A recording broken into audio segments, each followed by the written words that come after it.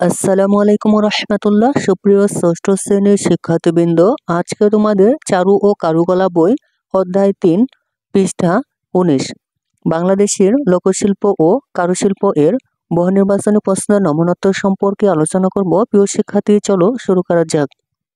1 নম্বর বহু নির্বাচনী প্রশ্ন হচ্ছে, লোকশিল্প কাদের সৃষ্টি? উত্তর হচ্ছে একের গ।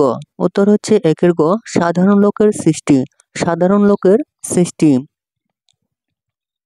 2 নম্বর বহু নির্বাচনী প্রশ্ন হচ্ছে, নকশিকাঁথা তৈরি করেন কারা? নকশিকাঁথা তৈরি করেন কারা? উত্তর হচ্ছে 2 এর ক। উত্তর হচ্ছে 2 এর ক, বাংলার গ্রামের মেয়েরা। বাংলার গ্রামের মেয়েরা।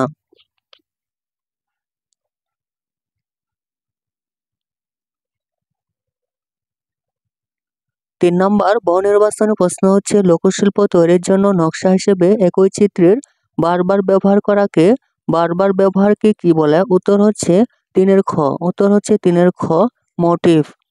4 নম্বর বহু নির্বাচনী প্রশ্ন হচ্ছে, ব্যবহার্য বস্তুকে সুন্দর করার জন্য কারুকাজ করাকে কি বলে? উত্তর হচ্ছে 4 এর ঘ। উত্তর হচ্ছে 4 এর ঘ, কারুশিল্প।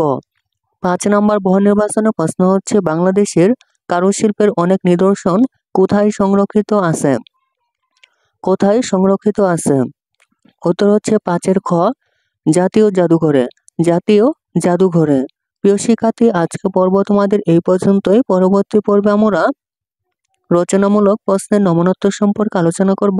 প্রিয় শিক্ষার্থী, পরবর্তী পর্বের জন্য চ্যানেলটির প্লেলিস্ট চেক করতে পারো। প্রিয় শিক্ষার্থী, তুমি যদি আমার চ্যানেলটি এখনো সাবস্ক্রাইব করে না থাকো, তাহলে আর দেরি না করে এখনই চ্যানেলটি সাবস্ক্রাইব করে পাশে থাকতে পারো। ধন্যবাদ।